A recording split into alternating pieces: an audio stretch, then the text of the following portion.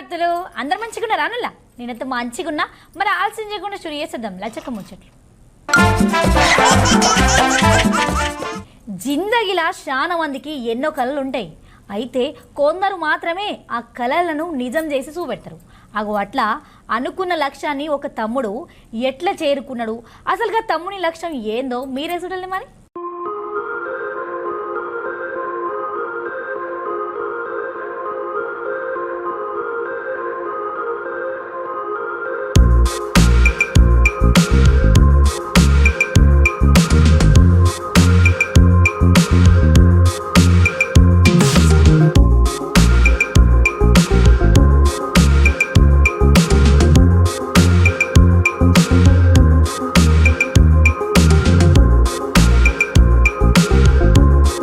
చూస్తున్నారు కదా బండి మీద రైమంది తీసుకోబోతున్నాకి తమ్మునికి చిన్నప్పటి సందే బండి మీద తిరుగుడంటే చాలా కాయిషట సరదాగా బండి ఎక్కి ఆడుకునేదట చిన్నప్పుడు బండి దూరరాదు కాబట్టి హ్యాండిల్ అటు ఇటు తిప్పుకుంటా పోజులు కొట్టేదట ఇదంతా ఒకప్పుడు ఇప్పుడు చాలా తక్కువ టైంలోనే బండి మీద లద్దాఖ్ యాత్ర పూర్తి చేసిన చిన్న వయసు పిల్లగానిగా ఇండియా బుక్ ఆఫ్ రికార్డులో తమ్ముని పేరు ఎక్కింది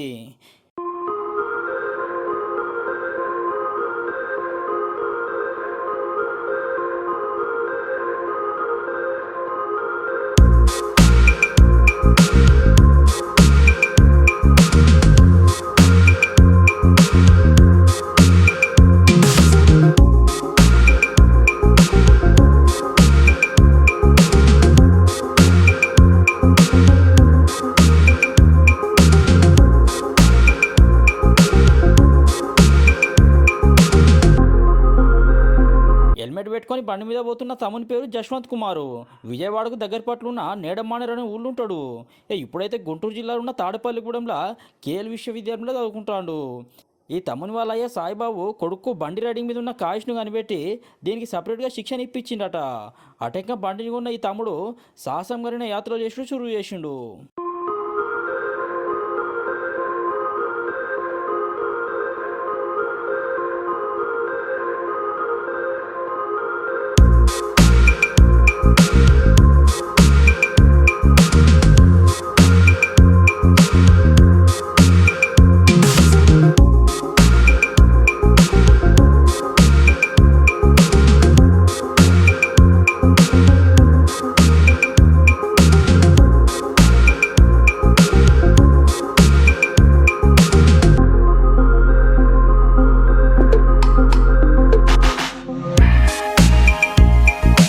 మామూలుగా బండి మీద రైడింగ్ చేసినట్టే చాలా మంది యూత్ పిల్లగాళ్ళకి ఇష్టమే అయితే అందరి లెక్క కాదు మనకు సపరేట్గా గుర్తింపు పతియారు ఉండాలి అనుకున్నాడు జశ్వంత్ విజయవాడలో ఉన్న రైడర్స్ క్లబ్లో చేరి యాత్రలు చేసి మొదలుపెట్టిండు ఇట్లా చాలా ఇష్టమైన లద్దాఖ్ పోవాలి అనుకున్నాడు వాళ్ళ బాపు తాను అనుమతి తీసుకొని విజయవాడ నుంచి వెళ్ళి కన్యాకుమారి ఆడికెళ్ళి లద్దాఖ్ చేరుకున్నాడట విజయవాడ రైడర్స్ క్లబ్లో జాయిన్ అయ్యి విజయవాడ రైడర్స్ క్లబ్తోనే ఒక రైడ్ వెళ్ళాను అనమాట ఉదయగిరి రైడ్ అది ఆల్మోస్ట్ ఒక 1000 కిలోమీటర్స్ వెళ్ళొచ్చు అప్పుడే అలా లేటర్ ఆన్ అలా రైడ్స్కి వెళ్తూ అలా ఎక్స్పీరియన్స్ వచ్చి ఓకే ప్రతి ఒక్క రైడ్కి ఇలా తోలాలి ఓకే దీనికి డిఫరెన్స్ ఏదైనా తప్పు జరిగినా సరే మళ్ళీ దాని నుంచి రెక్టిఫై చేసుకొని ఓకే ఇవి అని చెప్పి అలా నేర్చుకొని అట్లా ఎక్స్పీరియన్స్ అనమాట ఇక్కడ నుంచి నా రైడ్ అనేది ఇక్కడ స్టార్ట్ చేసి విజయవాడ నుంచి కార్దుంగ్లా ఉమ్లింగ్లా పాస్ అవన్నీ చూసుకొని మళ్ళీ కన్యాకుమారి వచ్చి మళ్ళీ విజయవాడ వచ్చామండి నా బైక్ మీదే అసలు మన ప్రపంచంలోనే హైయెస్ట్ మోటరబుల్ పాస్ అనేది మన ఇండియాలో లదాఖ్లో ఉందన్నమాట ఉమ్లింగ్లా పాస్ అనేది ఫస్ట్ది వచ్చేసి ఉమ్లింగ్లా పాస్ సెకండ్ది వచ్చేసి కార్దుంగ్లా పాస్ ఫస్ట్ది 19,000 ఫీట్ ఉంటుంది సెకండ్ది ఏమో 17,000 ఫీట్ ఉంటుంది సో ఖచ్చితంగా నా బండి వేసుకొని నేను అక్కడికి వెళ్ళి అక్కడ రైడ్ చేయాలి అనేది ఆశ అన్నమాట చిన్నప్పటి నుంచి సో నా 150cc బైక్ వేసుకొని నేను వరల్డ్స్ హైయెస్ట్ మోటరబుల్ పాస్కి వెళ్ళి రైడ్ చేసి వచ్చానమాట లద్దాఖ్ ప్రయాణంలో ఎన్నో తక్లీఫ్లు పడ్డాడట జశ్వంత్ తమ్ముడు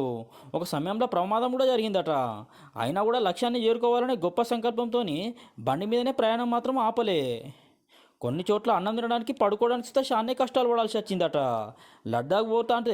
లద్దాఖ్ పోతా అంటే అడ్డదిడ్డమైన రోడ్లు పొగ మంచు దాటి యాత్ర పూర్తి చేసిండు బాగోక పడిపోయాను రోడ్స్ అసలు అక్కడ రోడ్స్ అనే ఉండవండి మనం ఇండియా మొత్తం తిరిగేటప్పుడు ప్రతి ఒక్క టెరెన్ టచ్ చేస్తాం అనమాట పైన లదాఖ్లో అయితే అసలు రోడ్స్ లేని రోడ్లలో వెళ్తూ ఉంటాము అసలు రోడ్ అనేది కనపడదు అసలు మీకు మొత్తం అంతా ఆఫ్ రోడే ఉంటుంది ఇక అలా వెళ్తూ ఉంటాం కొన్ని చోట్ల హైవేస్ ఉంటాయి కొన్ని చోట్ల హైవే ఉన్నా సరే హైవే అసలు బాగోదన్నమాట కొన్ని చోట్ల రోడ్ కన్స్ట్రక్షన్ జరుగుతూ ఉంటుంది దుమ్ము ధూళి అన్ని రకాల టెరెన్స్లో నుంచి వెళ్తూ ఉంటాము. కొన్ని రోజులు మ్యాగీ తిని బతికిన రోజులు కూడా ఉన్నాయండి. కొన్ని చోట్ల మ్యాగీ ఒకటే దొరికిద్ది అనమాట. ఆ మ్యాగీ కూడా 5 రూపీస్ ప్యాకెట్ 100, 200, 300 ఉన్నా సరే మనం ఇక అదొక్కటే దొరుకుతుంది అనమాట కొన్ని చోట్ల. ఇక అవి వాటర్ ఇక అలా సర్వైవ్ అవుతూ మనం తీసుకెళ్ళిన స్నాక్స్ ఇక అట్లా తినేసి ఆ ఒక్క రోజుకి ఒక్క చోటే అలా ఉంటుంది. అలా బండితో సహా పడిపోయాను నేను కూడా, లగేజ్తో మొత్తం సేఫ్టీ గేర్తో ఉంటాం కాబట్టి చాలా వరకు సేఫ్ అయిపోయింది. అసలు ఒక్క స్క్రాచ్ కూడా పడలేదు నాకు. మొత్తం అంతా పడిపోయి చాలా వరకు దేక్కుంటూనే వెళ్ళాము. ఇక మ్యాక్సిమం ఏది వచ్చినా సరే దాన్ని ఓవర్కమ్ చేసుకుంటూనే వచ్చాను మ్యాక్సిమం. ఇక పైకి వెళ్ళాక ఆ అవకాశం కూడా ఉండదు, రూమ్స్ ఉండవు, క్యాంప్ వేసుకోవడానికి కూడా ఉండదు. పైన లదాఖ్ అటు వెళ్ళిపోయాక అక్కడ రూమ్స్ హోమ్ స్టేస్ అని చెప్పి వేరే వాళ్ళ ఇళ్ళల్లో మనం అక్కడ ఉండే విలేజర్స్ ఇళ్ళల్లో ఉండటమే. ఇక అలా కూడా కొంచెం మేనేజ్ చేసుకుంటూ ఎక్కడికక్కడ వచ్చాం. ప్రపంచంలోనే ఎత్తైన రోడ్డు మీద ప్రయాణం చేయడం చాలా ఆనందంగా ఉన్నది అంటాడు జశ్వంత్. 10,290 కిలోమీటర్ల దూరం చేరుకోవడానికి ఏం తక్కువ 29 రోజులే పట్టిందట. 19 ఏళ్ల వయసులో తక్కువ టైంలో లద్దాఖ్ చేరినందుకు ఇండియన్ బుక్ ఆఫ్ రికార్డుల పేరు దక్కింది. నాకు చిన్నప్పుడే మా మదర్ చనిపోయారండి, 8th క్లాస్లోనే. అప్పటి నుంచి మా ఫాదరే టేక్ కేర్ చేసుకున్నారు అదంతా. మా ఫాదరే నన్ను ఇట్లా మెల్లగా రైడ్స్ ఇక్కడ ఆంధ్రాలో వెళ్తాం చూసి ఇక సరే ఇక అట్లా అలవాటైంది. ఆయన చాలా కంగారు పడ్డారు. నేను ఆ 29 రోజులు నేను రైడ్లో ఉన్న రోజులు చాలా కంగారు ఆయనకు కూడా. నేను ఎక్కడ ఉన్నాను ఏం చేస్తున్నాను ఏంటి అనేది. అట్లా మా కాలేజ్ వాళ్ళు కూడా నాకు అటెండెన్స్ ఇచ్చి అవన్నీ చాలా సపోర్ట్ చేశారు. వాళ్ళు కూడా నాకు చాలా లైఫ్ లెసన్స్. అసలు మనం దీన్ని ఎలా చూసుకోవచ్చు అంటే రైడ్కి వెయ్యక ముందు రైడ్ వేసిన తర్వాత అనే లైఫ్లా చూసుకోవచ్చు అనమాట. దీనికి చాలా డిఫరెన్స్ ఉంటుంది. మనం వెళ్ళొచ్చాక చాలా మారుతాం కూడా. గోప్రో వీడియోస్ ఫొటోస్ ప్రతి ఒక్క టోల్గేట్ దగ్గర వీడియో అనమాట, నా బండి పాస్ అవుతున్నట్టు అట్లా ప్రతి ఒక్క ప్రూఫ్, బిల్స్ అండ్ ఆ లదాఖ్లో పాస్ ఎంట్రీస్ అన్నీ ప్రతి ఒక్క ఫోటో ప్రతి ఒక్క ప్రూఫ్ సబ్మిట్ చేస్తే వాళ్ళు వెరిఫై చేసి చెక్ చేసి అన్నీ అప్పుడు నాకు ఇచ్చారండి ఇండియా బుక్ ఆఫ్ రికార్డ్స్ అని. చాలా హ్యాపీ అండి, చాలా హ్యాపీ. ఫస్ట్ థింగ్ నాకన్నా సరే మా ఫాదర్ ఇంకా హ్యాపీ. ఆయన అంత నమ్మి పంపించారు కాబట్టి ఆయన్ని నేను సాడ్ చేయకోకుండా మంచిగా హ్యాపీగా ఉంచా. కానీ నాకు ఇంకా హ్యాపీ. సమాజం గురించి మనుషుల గురించి తెలుసుకోవడానికి ఇట్లా బండి మీద రైడింగ్ చేసి చాలా అక్కడికి వచ్చింది అంటాడు. దేశంలో ఉన్న చాలా ప్రాంతాలలో ప్రయాణం సాగించినందుకు చాలా గర్వంగా ఉన్నదట. ఒక్కో రాష్ట్రం నుండే సంస్కృతి సాంప్రదాయాలు, ఆహారం అలవాట్లపైన ఒక మంచి జ్ఞాపకం లెక్క మిగులుతాయి జిందగీలు అంటాడు. అన్నిటినీ చూసుకుంటూ వెళ్ళేపాటికి నాలో నేను చాలా కొత్తగా ఫీల్ అయ్యాను అనమాట. ఓకే, మనం చూసింది చాలా చిన్న ప్రపంచం మనం ఉండేది. ఇంకా మనం ఉండేది కాకుండా ఇంకా చాలా ఉన్నాయి, చాలా కల్చర్స్ ఉన్నాయి. మనం ప్రతి ఒక్క చోట ఒక కొత్త పీపుల్ని మీట్ అవుతూనే ఉంటాం. ఎవ్రీడే ఒక న్యూ అడ్వెంచరే అనమాట. రోజుకు ఒక ఫుడ్ తింటూ ఉంటాం, ఒక కల్చర్లో కలుస్తూ ఉంటాం, కొత్త మనుషులతో మాట్లాడుతుంటాం. అవన్నీ చాలా బాగుంటాయి అనమాట. అది దానికంటే ఇండియాలో కాబట్టి నా ఓన్ బడ్జెట్తో నేను పెట్టుకొని వెళ్ళగలిగా. నెక్స్ట్ నాకు ఓల్డ్ రైడ్ కూడా చేయాలని ఉంది ఈ ఏజ్లో. అది కూడా ఈ 150cc బైక్ మీద చేయాలని ఉంది. చేయలేదు అంటలేదు, చాలామంది చేశారు. కానీ అవన్నీ హయ్యర్ సీసీ బైక్స్, ఒక ఏజ్ వచ్చాక అట్లా ఎక్స్పీరియన్స్ వచ్చాక వెళ్ళిన వాళ్ళు, లేట్గా రియలైజ్ అయ్యి వెళ్ళిన వాళ్ళు అలా ఉన్నారు. కానీ ఇప్పుడు నాకు ఏజ్ ఉంది, నా బాడీ తట్టుకుంటుంది కాబట్టి నేను ఈ ఏజ్లో నేను చేయాలనుకుంటున్నాను. స్పాన్సర్స్ ఏమైనా వస్తే నేను చేద్దామని చెప్పి అనుకుంటున్నాను. చాలా మంది అవసరం కోసం అని చెప్పి బండి తోలుడు నేర్చుకుంటారు, ఇంకొందరేమో కాయి బండి నేర్చుకుంటారు. అయితే ఈ తమ్ముడు మాత్రం అందరి లెక్క కాకుండా బండి నేర్చుకునే లక్ష్యంగా చేసుకొని ఆఖరికి ఇట్లా ఇండియా బుక్ ఆఫ్ రికార్డులో చోటు సంపాదించిండు. దాతల నుంచి ఏదన్నా సాయం అందుతే ఈ దునియా మొత్తం సుతా యాత్రలు చేయడానికి సిద్ధంగా ఉన్నా అంటాడు. పార్లమెంట్ ఎలక్షన్లల్లా రాష్ట్రంలో ఉన్న పార్లమెంట్ స్థానాలల్లా వరంగల్ పార్లమెంట్లా రాజకీయాలు మస్తు వాడివేడిగా నడుస్తున్నాయి. బీజేపీ కాంగ్రెస్ అభ్యర్థులు ఎట్లా మాటల తూటాలు వేలుసుకున్నారో చూడాలి. మరి కావ్య గారికి ఈ వరంగల్కున్న సంబంధం ఏంటి? కావ్య నజరుద్దీన్ వారి అత్తగారు గుంటూరు. మరి ఆ గుంటూరు వాసికి వరంగల్ పార్లమెంట్ టికెట్ ఏం అవసరం? మరి దయచేసి మహమ్మద్ కావ్య నజరుద్దీన్ ఎందుకు ఇక్కడ ఈ ప్రజలు ఓటు వేయాలి? నేను మీ బిడ్డగా మరి నేను ఒకటే మనవి చేస్తున్నా, మరి గుంటూరు వాసి కావాలా మీ బిడ్డ కావాలా? ఒక్కసారి మీరు ఆలోచన చెయ్యాలి. నేను ఇక్కడే వరంగల్లో పుట్టిన దాన్ని, చదువుకున్న వరంగల్లోనే, ఉద్యోగం కూడా ఆయన కళ్ళ ముందే వర్ధనపేటలోనే పనిచేసిన 5-6 ఏళ్ళు. మరి అప్పుడు లేని ఇబ్బంది ఇప్పుడు ఎందుకు వస్తుంది? గుంటూరు వాసినట్టు అంటే నేను గుంటూరులో ఉండడం ఆయన ఎప్పుడు చూశారు? ఆయన ఎంత వరంగల్ బిడ్డనో నేనంత వరంగల్ బిడ్డని. నేను ముస్లింని పెళ్లి చేసుకున్నంత మాత్రాన నా కులం మారుతుంది, మతం మారుతుంది. నేను స్పెషల్ మ్యారేజ్ యాక్ట్ ప్రకారం పెళ్లి చేసుకున్నాను. దాంట్లో ఉన్న రాజ్యాంగం కల్పించిన హక్కు ఏంటంటే ఎవరి రిలీజన్ వాళ్ళు పాటించవచ్చు. ఆ విధంగా నేను ముందుకెళ్తున్న జీవితంలో. కానీ బీఆర్ఎస్ నుండి సీనియర్ నాయకులు మరి మాజీ ఉప ముఖ్యమంత్రి వర్యులు రాజయ్య గారు వెళ్ళాలి, వారి పదవి తీసుకోవాలి, దయాకర్కు టికెట్కి రావద్దు, రమేష్ అనేటోడు ఉండొద్దు. అందరూ వెళ్ళిన తర్వాత పార్టీకి మోసం చేసి మరి ఏ విధంగా పార్టీ ఫిరాయించిందో మీకు తెలుసు. దేనికోసం మీరు పార్టీ మారారు, ఎందుకు నీ కూతురుకు టికెట్ కావాలి? తెలుగుదేశంలో 3 పర్యాయాలు, టీఆర్ఎస్లో 1 పర్యాయము, ఉప ముఖ్యమంత్రిగా, ఎంపీగా, ఎమ్మెల్యేగా, ఎమ్మెల్సీగా, మరి ఈరోజు కాంగ్రెస్ పార్టీలో ఉన్న దళితుల్ని ఆగం చేసి మళ్ళీ నీ బిడ్డ పెత్తనం తీసుకురావడానికి చూస్తున్నావే. దేనికి ఇది? దేనికి మంచి? మరి ఎస్సీ రిజర్వేషన్ ఫలాలు మరి మాలమాదిగలు అందుకోకూడదా? మాకు వద్దా? మరి ఏం చేయాలనుకుంటున్నారో దయచేసి మేధావులారా, ప్రజలారా మీరు ఆలోచన చేయాలి. అందుకే ఈరోజు మమ్మల్ని అందరినీ బయటికి పంపి పార్టీకి మోసం చేసిన మరి శ్రీహరి గారికి బుద్ధి చెప్పాల్సిన అవసరం మనందరిపైన ఉంది. నేను ఆయనకు వెన్నుపోటు పొడిచానని ఒక మాట మాట్లాడాడు. నాకు అది చాలా ఆశ్చర్యాన్ని కలిగిస్తుంది.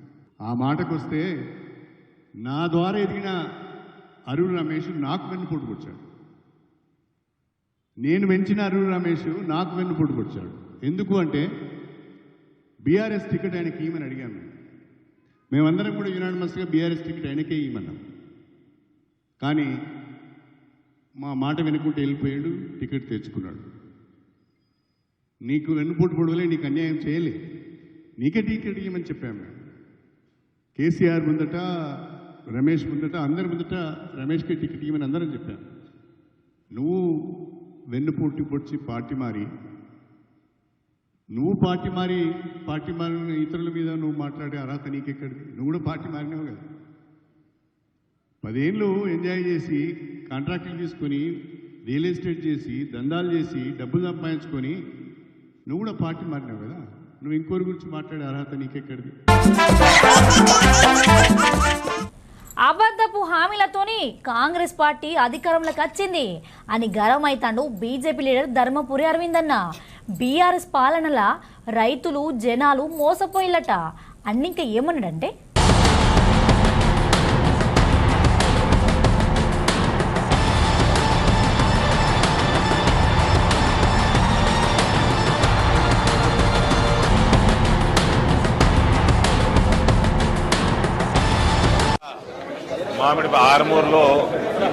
ఆర్మూర్ పట్టణం అడవి మన ఊరు మామిడిపల్లి దగ్గర మనము చాయ్ పే చర్చ కార్యక్రమం పెట్టుకోవడం జరిగింది. మీ అందరూ కూడా దాన్ని వీక్షించిండ్రు. ప్రజల సమస్యలు ఏ రకంగా టీఆర్ఎస్ పార్టీ ఇంతకుముందు ఉన్న ప్రభుత్వం పట్టించుకోలేదు. టీఆర్ఎస్ పార్టీలో ఉన్నట్టే మళ్ళా కొనుగోలు కేంద్రాలు లేటు పెడుతున్నారు. వర్షాలు పడుతున్నాయి, వడ్లు తడుస్తున్నాయి, అదే తిప్పలు రైతులకి. మళ్ళా అదే తరుగు, అదే తాలు, 500 రూపాయల బోనస్ ఇచ్చుడు లేదు, 2 లక్షల రూపాయలు రుణమాఫీ చేసుడు లేదు. రైతులకి చేసిన వాగ్దానాలు తుంగలకు దొక్కేసారు కాంగ్రెస్ వాళ్ళు. మహిళలకి చేసిన వాగ్దానాలు మర్చిపోయినరు. కాబట్టి దాదాపు 4-5 నెలలు అయిపోయింది ప్రభుత్వం వచ్చి, ఇప్పటికీ ఏమాత్రం ఒక్క గ్యారెంటీ కూడా ఇంప్లిమెంటేషన్ లేదు. కరెంటు కూడా 200 యూనిట్లు ఫ్రీ కరెంటు కూడా 1 నెల ఇచ్చిన 2 నెలల మళ్ళీ బిల్లు వచ్చింది. 2వ నెల బిల్లు వచ్చినప్పుడు పాత బిల్లు కలిపి వచ్చింది. అది కాంగ్రెస్ పార్టీ గ్యారెంటీలు. ఈ రకంగా దొంగ గ్యారెంటీలతోటి దొంగ వాగ్దానాలు చేసి ఓట్లు వేయించుకొని గద్దెనెక్కిన కాంగ్రెస్ పార్టీకి రానున్న పార్లమెంట్ ఎలక్షన్లలో పూర్తి స్థాయిలో గుణపాఠం నేర్పాలని నేను నిజామాబాద్ పార్లమెంట్ ప్రజలందరినీ కూడా చేతులు జోడించి వేడుకుంటా ఉన్నా. ఎవరైతే మనకి వాగ్దానాలు చేసి నెరవేరుస్తారో, నిజాయితీగా పనిచేస్తారో, అవినీతిని దూరంగా పెడతారో, అభివృద్ధి మీద ధ్యాస పెడతారో, ఇవన్నీ చేసుకుంటూ రోజుకి 18 గంటలు మన కోసం పనిచేస్తున్న నరేంద్ర మోడీ గారిని భారీ మెజారిటీ తోటి కమలం పువ్వు మీద ఓటేసి గెలిపించాల్సిందిగా నేను అందరిని కూడా కోరుతా ఉన్నాను. చూసి రానుల్లా గివి మరి 7 లక్షల ముచ్చట్లు ఇంకొన్ని ముచ్చట్లతో మళ్ళీ కలుస్తా అందరుకుంటా మరి.